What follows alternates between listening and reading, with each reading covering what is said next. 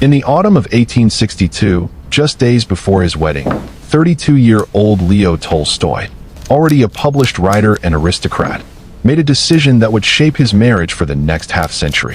His fiancée, Sonya Behrs, was only 18 years old, and Tolstoy insisted that there should be no secrets between them. He handed her his diaries, filled with raw confessions of his past, love affairs with women from all walks of life, visits to brothels, a peasant woman with whom he had fathered a child, venereal disease, and reckless gambling. Sonya, shocked and wounded, wept bitterly. She accused him of cruelty, of not truly loving her, while he countered that her outrage proved she loved her family more than him. Yet, despite the storm of emotions, they reconciled and proceeded with the wedding. What neither of them knew was that this pattern of conflict and reconciliation would mark their marriage for the next 48 years. In the early decades of their union, Sonya became Tolstoy's most trusted partner. She gave birth to 13 children, though only 8 survived, and painstakingly copied out his manuscripts by hand, sometimes multiple times, including his great masterpieces War and Peace and Anna Karenina. She managed household affairs, oversaw the estates, and handled publishing details. Tolstoy's fame spread across Russia and Europe, and their family prospered. Yet beneath this picture of success, a darkness grew. By his 50th birthday, Tolstoy was racked by a spiritual crisis. He began to despise the very works that had made him famous, declaring them meaningless. He turned away from aristocratic comforts, renounced private property, and announced that he would live like a peasant, dedicating himself to faith, simplicity, and charity. He asked his family to embrace this transformation. Sonya, however, could not bear the thought of surrendering their comforts or the inheritance that would secure their children's futures. From then on, husband and wife stood on opposite sides of a deep chasm. The disagreements soon escalated into open warfare. Tolstoy accused Sonya of being materialistic, while she accused him of hypocrisy. He wore peasant clothes, but traveled in private luxury railcars when ill. He renounced intimacy, but continued fathering children with her. He gave away copyrights yet relied on her to manage money. The marriage that once held promise now became a battlefield of resentment. His bitterness toward her poured into his novella The Kreutzer Sonata, a savage indictment of marriage and female desire, which Sonya recognized as a cruel portrait of herself. The strain drove her to desperation.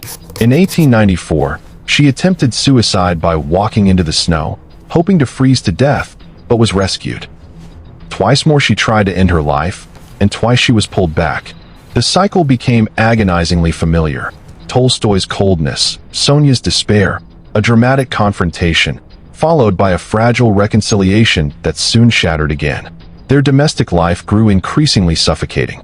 Sonya demanded access to his private diaries, reading them in secret when he tried to hide them. She watched his every move, while he accused her of poisoning his spiritual calling. He called her the source of his suffering. She felt herself unraveling under the weight of his contempt. Yet, paradoxically, neither could sever the tie. They continued to orbit one another, bound by years of love, pain, and a desperate need for recognition from the other. To the outside world, they were one of Russia's most famous couples.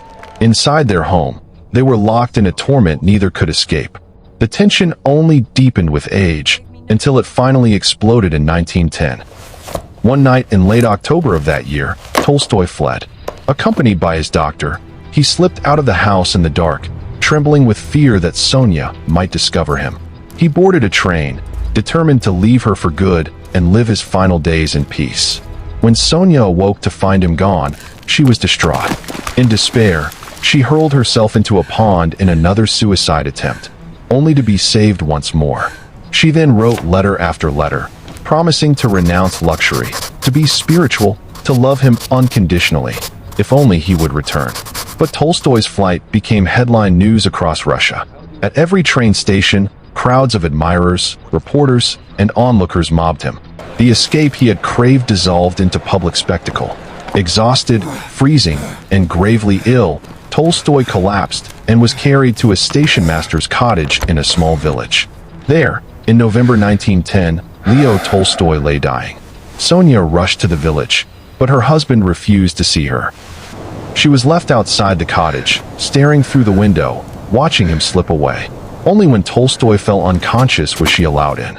Kneeling at his bedside, she kissed his forehead again and again, whispering, "Forgive me. Please forgive me." Within hours, the great writer breathed his last. A month later, still consumed by grief and regret, Sonya reportedly said to a visitor, "What happened to me? What came over me? How could I have done it? I killed him. You know I killed him."